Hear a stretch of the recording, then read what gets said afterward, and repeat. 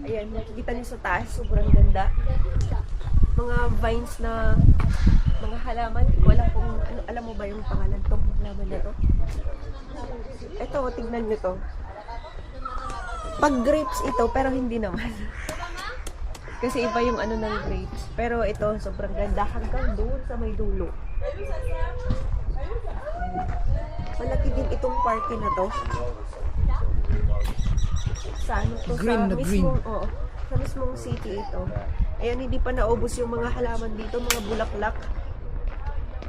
May puti, pula.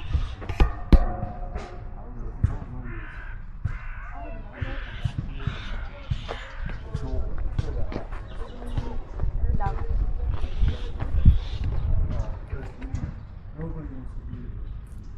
Ganda, diba?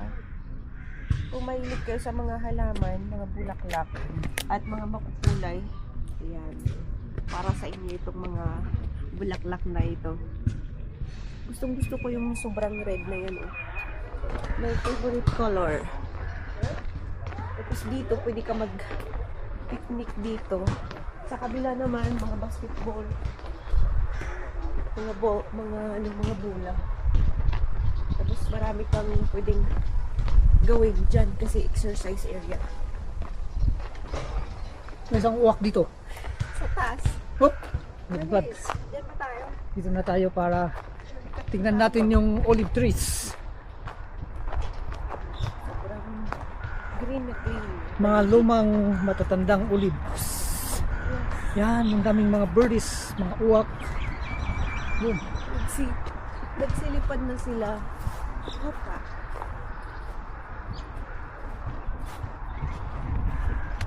Anong masasabi mo dito sa mga olive trees? Mga matatandang mga olives. Pero ngayon still, dito pa rin sila. Oh. Ang daming mga bunga. Yung ano, bubulaklak Ito, na. tignan mo to. Oh. Hindi napigilang may sumibol dyan na ano, isang dahon. Yan, at may isang monument dito. Ano itong ano? Henry Moore. Upright motive. Upright. Thumbnail.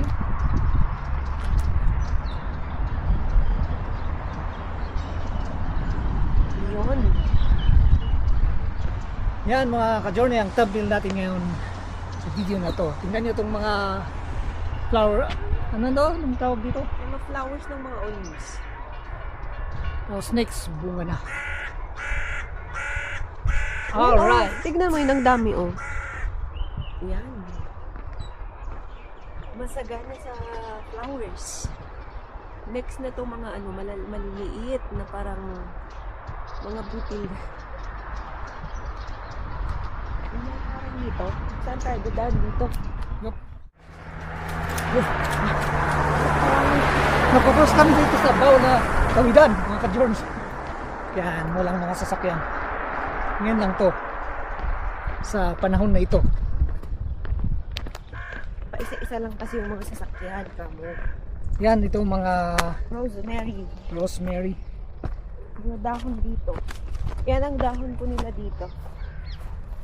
Ay, pinutol nila yung mga dito na tree. Olive trees. Pinutol nila yung mga olive trees. Or di kaya transplant. Maybe, pero tignan mo naman, ang daming bunga. Ganyan po kasi ginagawa nila dito. Kasi hindi naman namamatay yung mga puno dito. Unless pinatay sila.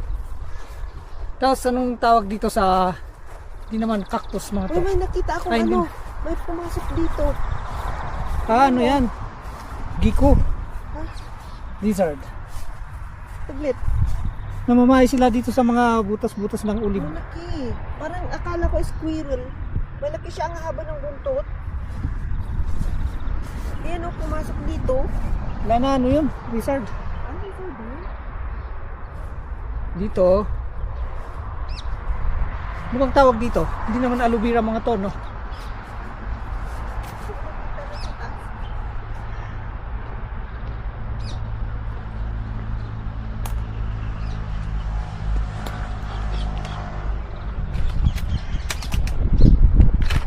Ano to? Hindi aloe vera, no?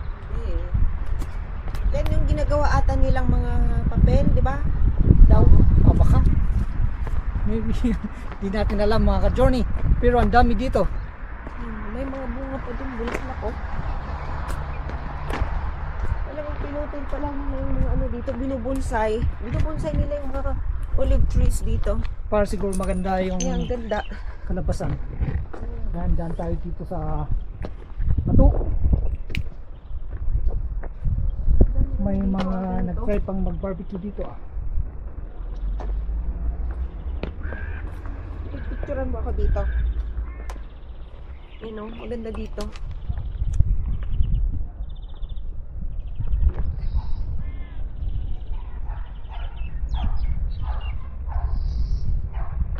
Hindi ko ma-presto kasi may ihaw. 1, Pala ako dito. 2, Dito ba yun? may picture tayo dito mga ka-journey. 1, 2, 3. Malaw yan ah. 1, 2. Saka 1, 2, 3. Wait.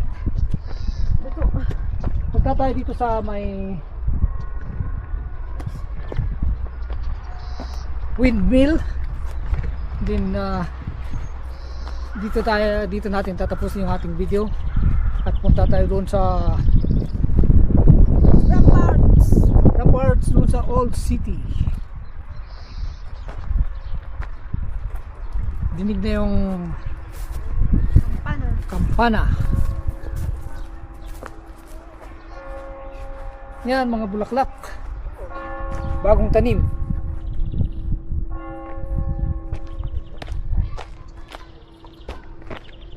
Montefiore. Windmill. Ito ay isang windmill noong unang panahon. Yan.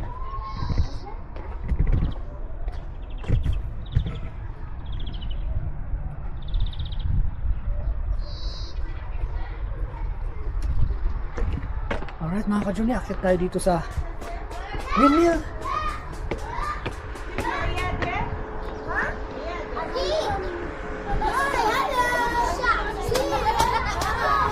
Hello! Okay mga ka-journey, dito na natin tapusin yung shout out. Shout out sa inyo mga ka-journey. Dito natin tatapusin yung ating video. See you again next time. It's from Montefiore, Windmill ng Jerusalem. Bye mga ka-journey.